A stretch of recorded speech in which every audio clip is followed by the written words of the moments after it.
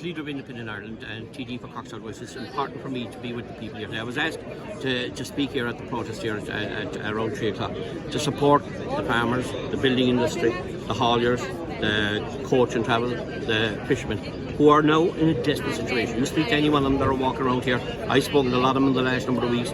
Their businesses are almost falling. They're squeezed to the limit. The government didn't do enough on the package they had 2 weeks ago. I told them that.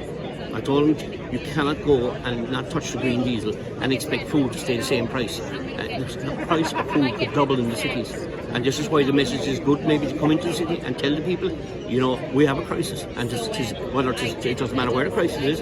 If the price of food is going to go skyrocketing, it's going to affect the whole country. It's important that the Taoiseach, the Taoiseach gets a clear understanding where the people are. How many days in our lives have we seen O'Connell Street closed?